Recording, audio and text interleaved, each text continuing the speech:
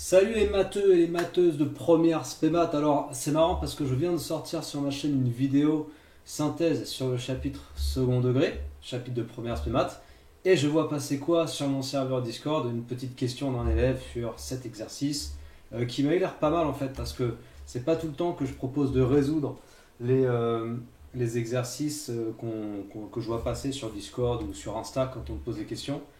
Mais là typiquement cet exercice il m'a donné envie parce que c'est le genre d'exercice que j'aime bien, tout simplement. Et c'est rare qu'il y ait des exercices de première qui m'intéressent vraiment, parce qu'il y a beaucoup de profs en fait, en première, qui donnent pas vraiment des exos intéressants aux élèves. Lui, c'en est un.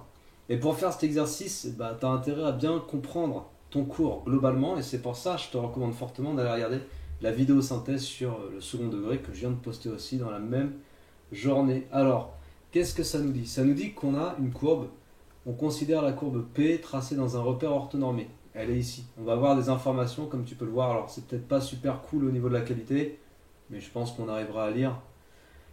Cette courbe représente la fonction f définie pour tout x de R par f de x égale ax carré plus bx plus c, où a, b, c sont des réels avec a non nul. Donc ça c'est les choses aussi dont je t'ai parlé dans ma vidéo synthèse. Rien de surprenant, c'est la relation de base d'une fonction polynôme du second degré. Quelle est la nature de la courbe P? Bon, ça c'est vraiment easy. Je vais écrire ici parce que sinon on ne voit pas. La courbe P est une parabole. Je ne fais pas de phrase, hein. Je te mets la réponse, on va dire à la volée. Mais en gros, la courbe P est une parabole. Il n'y a rien à dire d'autre là-dessus. Est-il exact que A est négatif? Bon, là c'est pareil. Il faut vraiment juste connaître ton cours et voir à quoi correspond le signe de A, sur comment ça impacte le sens de la parabole, etc. Mais si tu sais tout ça, ça se fait en 2-2, tu vois. Est-il exact que A est négatif? Bah non, A est positif, car parabole en forme de U. P en forme de U, je vais mettre ça entre guillemets parce que c'est un petit peu bizarre de répondre comme ça, quoi, mais on se comprend. Parabole en forme de U, A est positif. Je t'avais donné un petit moyen mnémotechnique dans la vidéo synthèse, donc du cours sur le second degré. Question 3. Et si tu veux manquer aucune de mes vidéos, parce que des fois je me mets dans des gros coups de rush et je sors plein de vidéos, je te recommande de t'abonner. Abonne-toi, c'est ce qu'il y a de mieux à faire, comme ça tu auras toutes mes vidéos au fur et à mesure que je les sors. Vraiment des fois je me mets dans des coups de bourre et j'en sors plein, c'est vrai. C'est vraiment vrai.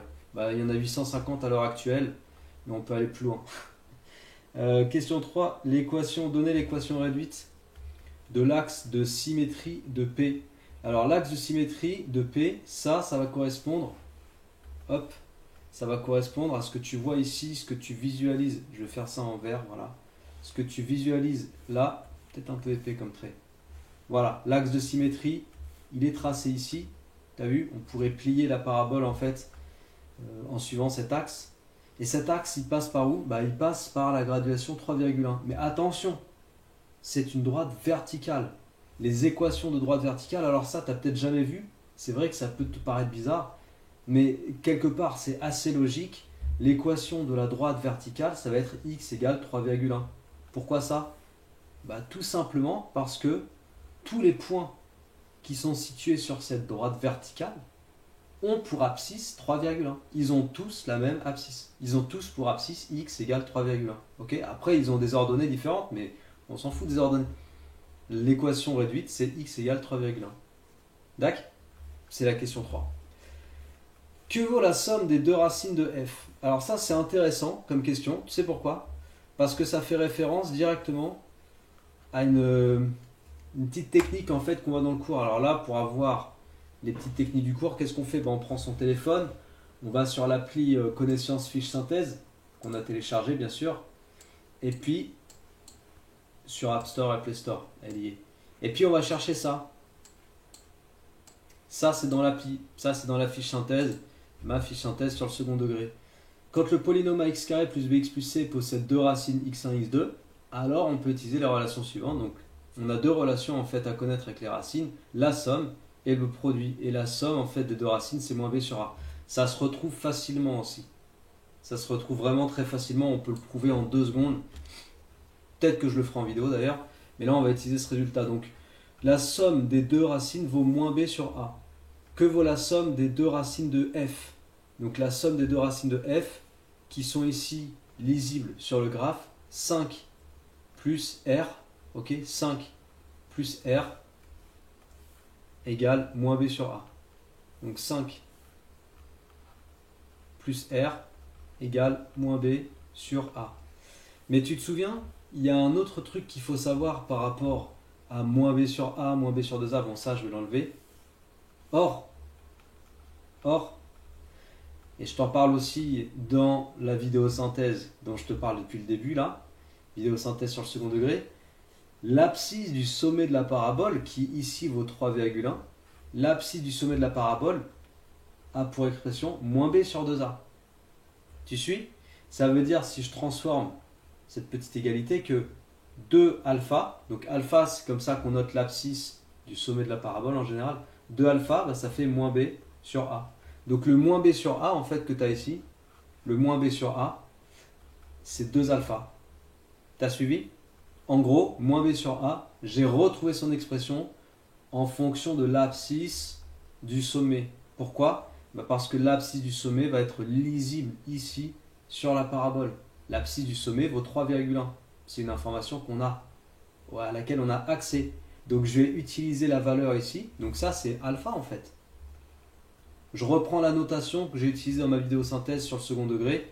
Comme ça, on reste sur des notations similaires. Donc je vais utiliser alpha égale 3,1. Et tout simplement, bah voilà, 2 fois 3,1. On fait de tête ça. Je transpire. 6,2. C'est bon. La somme des deux racines vaut 6,2. Voilà, c'est tout. Sans forcer, tranquille.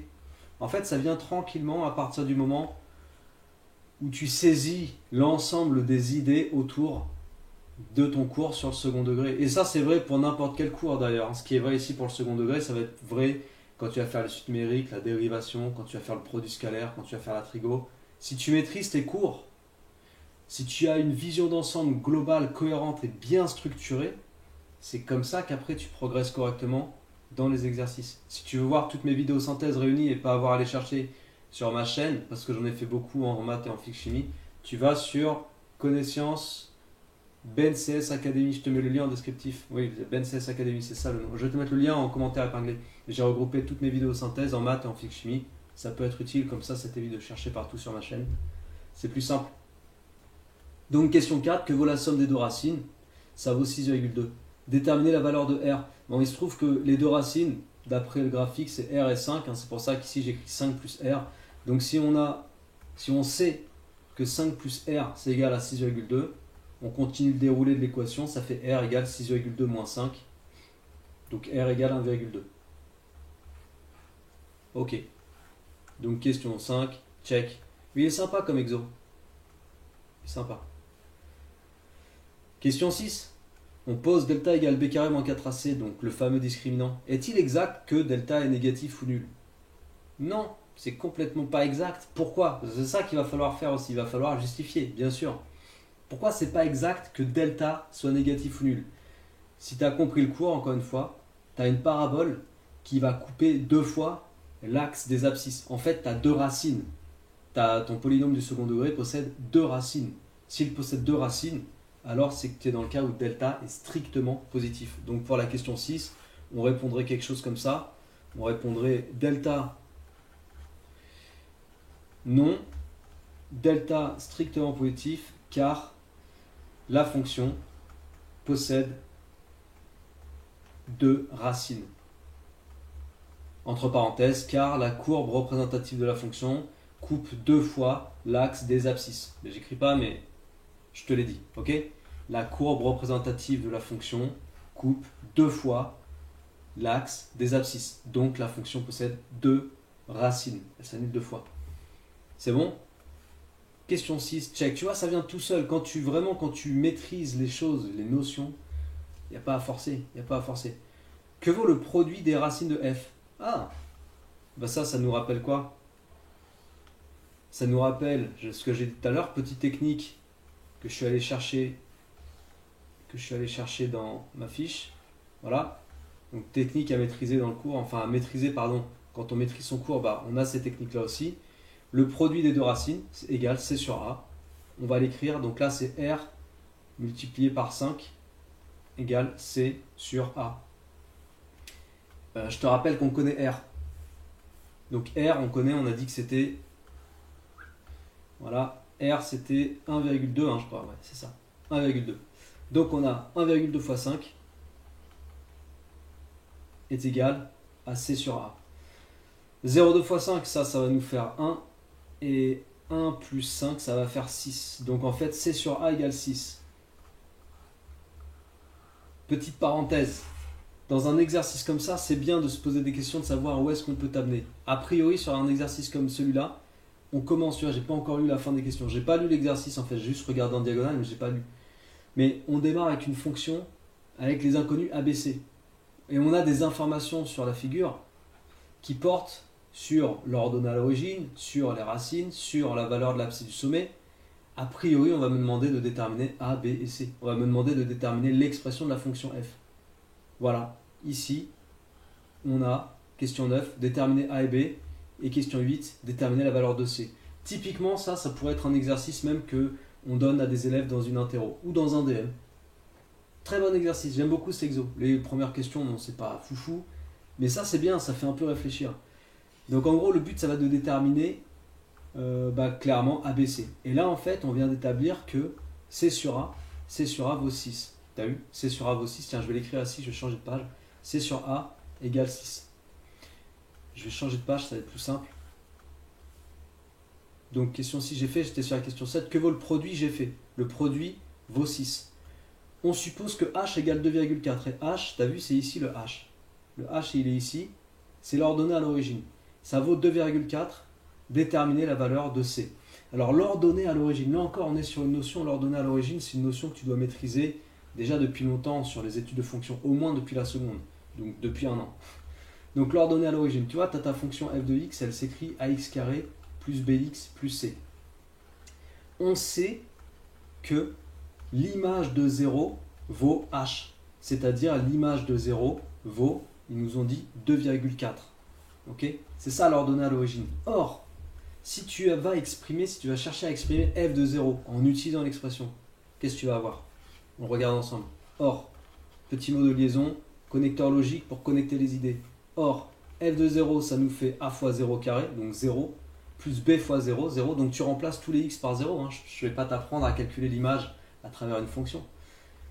Plus c, ok? Donc j'ai remplacé les x par 0. Il me reste 0 plus 0 plus c. En fait, l'ordonnée à l'origine d'un polynôme du second degré, c'est C. Voilà. Donc F0 vaut C. F0 vaut 2,4. Qu'est-ce que tu conclus? Logiquement, tu conclus que C égale 2,4. Voilà. Et si tu as la valeur de C, sachant que tu as l'information que C sur A vaut 6, tu vas pouvoir déterminer A. Je vais reprendre ici. C sur A égale 6.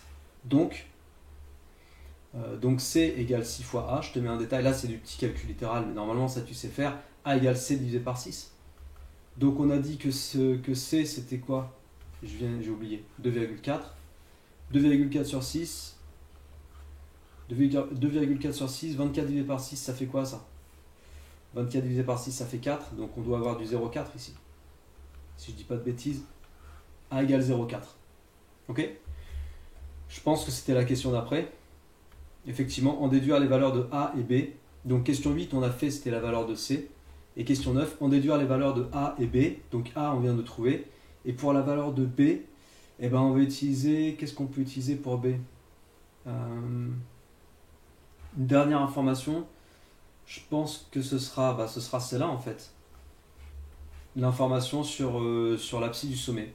Moins B sur 2A égale 3,1. Let's go. Donc, moins B sur 2A, alpha égale 3,1. Donc c'est l'abscisse du sommet, encore une fois, hein, je répète, j'insiste, c'est l'abscisse du sommet. Donc alpha égale 3,1. Alpha c'est quoi? C'est moins B sur 2A égale 3,1. Donc moins B égale 3,1 fois 2A. Là il faut savoir résoudre ces équations, encore une fois, ça c'est du calcul littéral. J'ai fait une vidéo récemment sur le calcul littéral, très important à maîtriser. Si j'y pense, je vais te mettre le lien au-dessus de ma tête. Il y a une vidéo sur mon site, il y a une vidéo aussi qui est dispo sur YouTube. Je vais te mettre le lien de la vidéo sur YouTube. Je te conseille d'aller la voir vraiment parce que sur le calcul littéral, je vois trop d'élèves qui galèrent. Il n'y a pas de raison de galérer normalement. En tout cas, il ne faut pas galérer parce que sinon, si tu galères en calcul littéral, tu es en galère en maths et en physique chimie, en première et en terminale. C'est long. Donc je multiplie par moins 1 pour isoler B, tu vois, je passe de moins B à B en multipliant par moins 1 des deux côtés. Et j'obtiens à droite moins 3,1 fois 2 fois, et donc le A, je sais plus combien on a trouvé, 0,4 je crois. Le A, c'était où? Ouais, A égale 0,4 fois 0,4. Donc calculatrice, moins 3,1 multiplié par 2, multiplié par 0,4. Bien sûr, si cette vidéo te plaît, si tu trouves ça utile, si tu kiffes d'avoir des petites résolutions d'exercices comme ça, bah, abonne-toi à la chaîne, partage, diffuse, petit commentaire s'il faut, ça fait toujours plaisir. Et puis si toi aussi tu veux partager certains de tes exos, tu me rejoins sur Insta ou sur mon serveur Discord, mais sur Insta c'est encore plus rapide. Et puis quand tu as besoin d'avoir quelques tips comme ça sur des exos, autant tu me l'envoies, et si c'est intéressant, je peux le traiter en vidéo comme ça.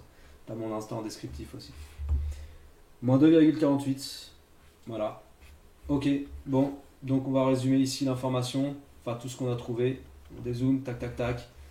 On a trouvé A égale 0,4, on a trouvé B égale moins 2,48, et on a trouvé C qui était égal à 2,4. Voilà, donc f de x, la fonction f de x, c'est 0,4x carré, moins 2,48x, plus 2,4. Et bien sûr, quand tu termines un exo comme ça, il faut que tu ailles vérifier ton résultat, c'est-à-dire que tu pars pas en disant ah bah c'est bon, j'ai tout trouvé, c'est bon. Si tu es en contrôle, surtout, faut pas faire ça. Faut se dire bon, je prends ma fonction, je la mets dans la calculatrice et je vérifie avec le graphe que j'ai bien une courbe compatible avec ce qui est affiché dans l'exo. Et puis je vérifie aussi la valeur des racines, et puis je vérifie l'abscisse du sommet, et puis je vérifie l'ordonnée à l'origine. Bref, tu vérifies tout, quoi, histoire d'être sûr et certain que tes réponses sont correctes. Voilà, cette résolution est terminée, j'espère que ça t'a plu. Encore une fois, partage, diffuse, n'oublie pas de t'abonner à cette chaîne. Bon travail, bon courage à toi pour le travail, motive-toi bien, reste bien discipliné. Et je te dis à très bientôt. Ciao.